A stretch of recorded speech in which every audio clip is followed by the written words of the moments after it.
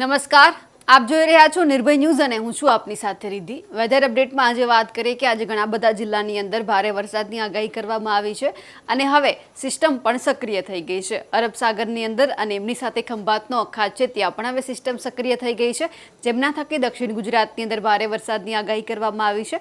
એ જ સાથે સૌરાષ્ટ્રની અંદર પણ અત્યારે ભારેથી અતિભારે વરસાદની પણ આગાહી કરવામાં આવી છે। ઘણા બધા વિસ્તારો એવા છે કે જ્યાં વરસાદ વરસી રહ્યો છે, કારણ કે હવામાન વિભાગ જે રીતે કહી રહ્યું હતું કે 22 તારીખ પછી વરસાદનો નવો રાઉન્ડ શરૂ થવાનો છે, એટલે કે ભારે વરસાદની આગાહી કરવામાં આવી છે।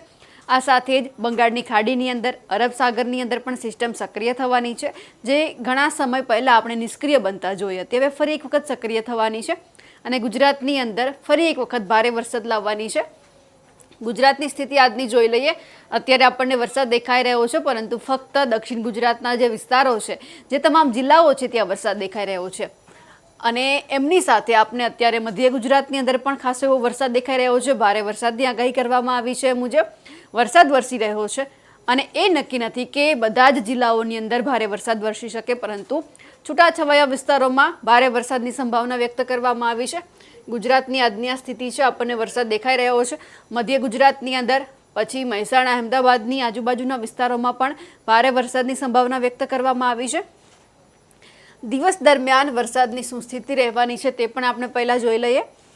વરસાદ આપણને સાર્વત્રિક વરસાદ દેખાઈ રહ્યો છે, બપોરના 2-3 વાગ્યાની આજુબાજુ આપણને વરસાદ દેખાશે અને એ વરસાદ હશે ભારેથી અતિ ભારે વરસાદ, કારણ કે મધ્યપ્રદેશની અંદર પણ આપણને ખાસ એવો વરસાદ દેખાઈ રહ્યો છે।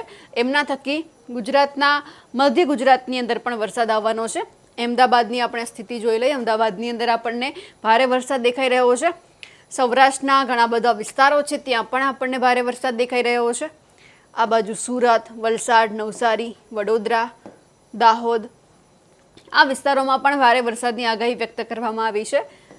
મહેસાણા, પાલનપુર અને એમની સાથે આગ્રા, ઇન્દોર, બરવાની, આ બધા જ વિસ્તારો, ભોપાલ, ત્યાં પણ ભારે વરસાદ વરસી રહ્યો છે। એટલે કે બંગાળની ખાડીમાં જે સિસ્ટમ સક્રિય થઈ છે એ હવે ધીમે ધીમે મધ્યપ્રદેશ તરફ આગળ આવી રહી છે અને મધ્યપ્રદેશની અંદરથી જે ધીમે ધીમે ગુજરાતની અંદર પણ વરસાદ આવી રહ્યો છે, એટલે ગુજરાતનો મધ્ય ભાગ, દક્ષિણ ભાગ, ઉત્તર ભાગ અને એમની સાથે સૌરાષ્ટ્ર અને કચ્છ, આ બધા જ વિસ્તારોની અંદર ભારે વરસાદની હવે શરૂઆત થવાની છે। સૌથી પહેલાં અહીંયા આપણે ખંભાતના અખાતમાં સિસ્ટમ સક્રિય થયેલી દેખાઈ રહી છે, એટલા માટે કે અહીંયા જે બંગાળની ખાડી આ બાજુ અને આ સાઈડ અરબ સાગરની અંદર પણ સિસ્ટમ સક્રિય થઈ છે, જેમના થકી સૌરાષ્ટ્રને પણ એ સિસ્ટમ અસર કરે છે। અહીંયા પણ આપણને ખાસો એવો અરબ સાગરની આજુબાજુ વરસાદ દેખાઈ રહ્યો છે। એ જોઈ લઈએ કે બંગાળની ખાડીમાં સિસ્ટમ જે સક્રિય થઈ છે તેમની અત્યારે શું સ્થિતિ છે। ખાસ કરીને આપણે અહીંયા જોઈ રહ્યા છીએ કે અરબ સાગરની અંદર આપણને એક સિસ્ટમ સક્રિય થઈ રહેલી દેખાય છે, જેમના પવન છે તે દક્ષિણ ભારત તરફ જઈ અને બંગાળની ખાડી તરફ જઈ રહ્યા છે। બંગાળની ખાડીમાં પણ અત્યારે આપણને સિસ્ટમ ધીમે ધીમે સક્રિય થતી દેખાઈ રહી છે। આ બધા જ પવનો બંગાળની ખાડી અને ફરી એક વખત એ જ પવનો મધ્ય ગુજરાત થઈ, મધ્યપ્રદેશ થઈ, મધ્ય ગુજરાત, સૌરાષ્ટ્ર, દક્ષિણ ગુજરાતમાં આવી રહ્યા છે। આ બધા જ આપણને જે વરસાદી સિસ્ટમ દેખાઈ રહી છે એ અત્યારે ગુજરાતને ગમરોડવાનું કામ કરી રહી છે, કારણ કે વરસાદની જે નવો રાઉન્ડ છે તે શરૂ થઈ ગયો છે। મહારાષ્ટ્રના વિસ્તારોમાં પણ આપણને વરસાદ દેખાય છે। છેલ્લા લાંબા સમય દરમિયાન આપણે જોયું હતું કે વરસાદ હતો, પરંતુ સામાન્ય વરસાદ હતો।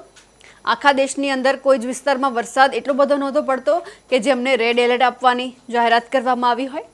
હવે ફરી એક વખત એ સ્થિતિ ઊભી થવાની છે ગુજરાતની અંદર પણ, કે જ્યાં ભારે વરસાદની સંભાવના વ્યક્ત કરવામાં આવી છે। બંગાળની ખાડીમાં આપણે આ સિસ્ટમ જોઈ રહ્યા છીએ જે ગુજરાતને ગમરોડવા માટે તૈયાર છે।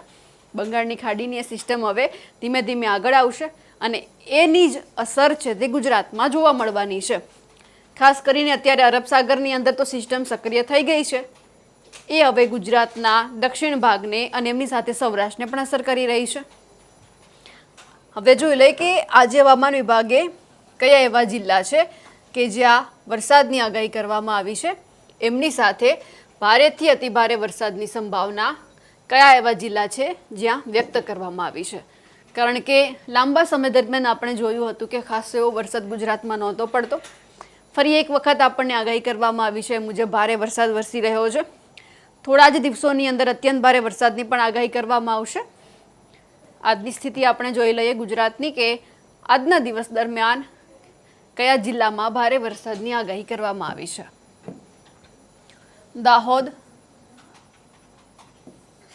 છોટાઉદેપુર, નર્મદા, ભરૂચ, સુરત, તાપી, ડાંગ, નવસારી, વલસાડ, દમણ, દાદરા નગર હવેલી, આ બધા જ વિસ્તારોની અંદર ભારે વરસાદની હવામાન વિભાગે આગાહી કરી છે.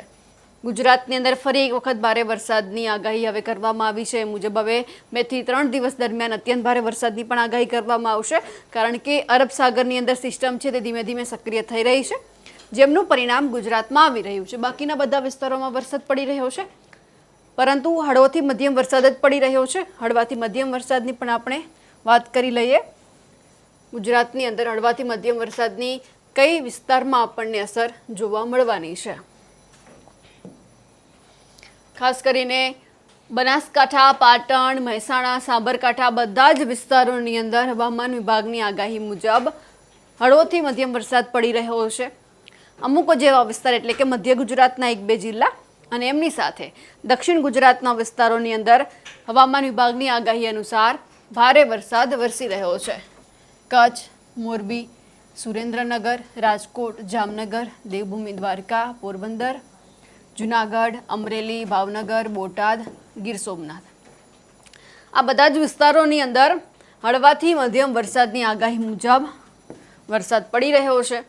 ફરી એક વખત વરસાદની શરૂઆત થવાની છે. અત્યાર સુધી વરાપની આગાહી કરવામાં આવી હતી, તડકો નીકળ્યો હતો. ફરી એક વખત ખેડૂતો વરસાદની રાહ જોઈ રહ્યા હતા.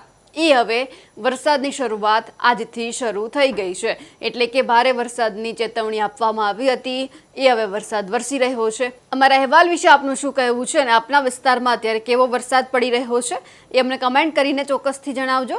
સાથે જ અમારી ન્યૂઝ ચેનલ નિર્ભય ન્યૂઝને લાઇક, શેર અને સબસ્ક્રાઇબ કરવાનું ભૂલશો નહીં. નમસ્કાર.